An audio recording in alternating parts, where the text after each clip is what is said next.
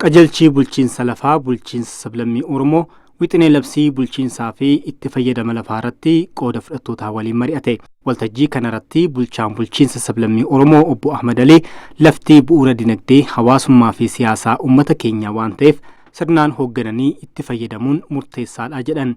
Wixineen labsii bulchiinsaa fi itti fayyadama lafaa haaraa qophaa'aa jirus rakkoolee kanaan dura turan furuuf kan kaayyeeffate ta'uu ibsaniiru. Gama kaffaltii beenyaan wal qabatee uummanni keenya baadiyyaas ta'e magaalaa sababa beenyaan gad aanaa kaffalamuuf rakkoo guddaaf saaxilamaa tureera kan jedhan obbo Ahmad Alii labsiin gama kanaan qophaa'aa jiru rakkicha furuu keessatti gahee guddaa akka qabu himaniiru.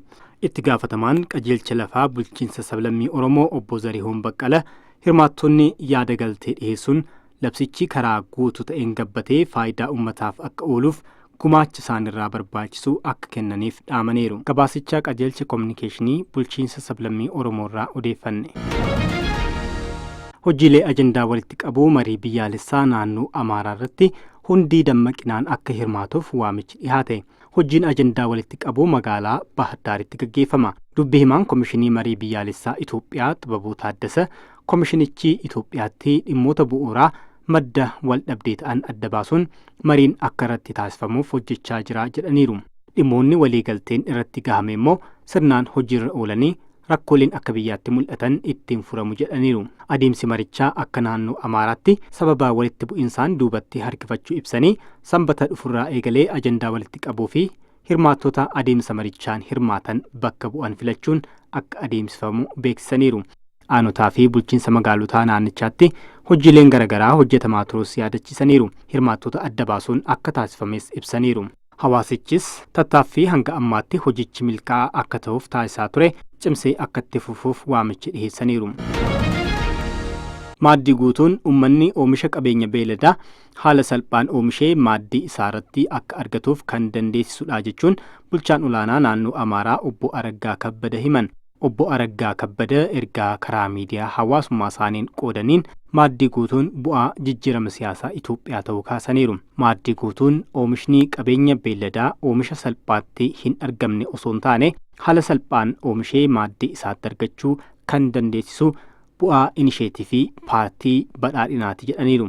Maaddii guutuun oomishaa fi oomishtummaa beeladaa guddisuun wabii nyaataa mirkaneessuuf kan dandeessi ta'us kaasaniiru. Hojiin maaddii guutuu magaalaa Kombolchaatti raawwatamaa jirus agarsiiftuu kanaati jedhaniiru.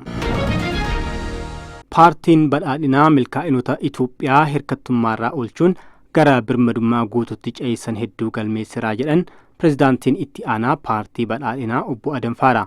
Obbo Adanfaaraa milkaa'inota waggootan darban argamanii fi kallattii gara fuulduraa ilaalchisee ibsa kennaniiru. Mootummaan Itoophiyaa rakkoolee seenaa fi waqtaawaa biyyatti adda baasuun furmaata waaraa kennuuf qorannoo gahaa taasisuun gara hojiitti galuu kaasaniiru.